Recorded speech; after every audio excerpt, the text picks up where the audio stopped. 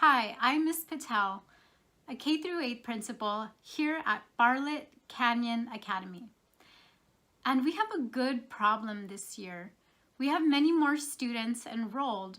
However, it's a very highly diverse student population, which we need to prepare to meet their needs. Two teachers have some great suggestions. First, Ms. Diaz recommends that we separate the groups into three different categories: a high performing, an average, and a low performing. And Mr. Yang suggests that we keep all the students together in an inclusive group. Now, Ms. Diaz's justification for separating the groups is that the high performing students will be able to move forward and they don't have to wait for their peers. And the low performing group will be less frustrated with feeling left behind.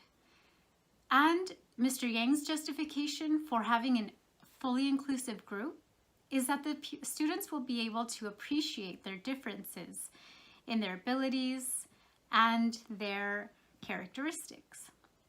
Now, the positives of Ms. Diaz's suggestions of separating the groups are that they will be able to move at their own pace and level. These students will also have more focused attention from their teachers. And lastly, the students will be able to learn and pick up techniques and skills from their peers.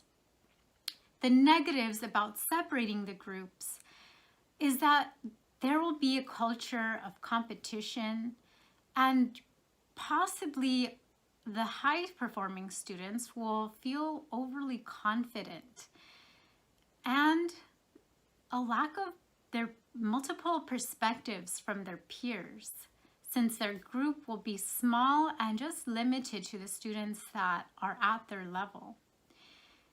Lastly, they'll feel a lack of empathy with not being exposed to students with different backgrounds and characteristics. They may not feel as tolerable if they're only with a small group of students who are at their similar level. And for Mr. Yang's suggestion of the inclusive group, the positives are that the students will be exposed to different abilities, customs, culture, and traditions of their peers. This will make them more tolerant, united, and accepting of their classmates. They'll also be more prepared for life in the real world when they go to high school, college, and even get a job as an adult. They'll be with individuals that have different abilities, characteristics, talents, and skills.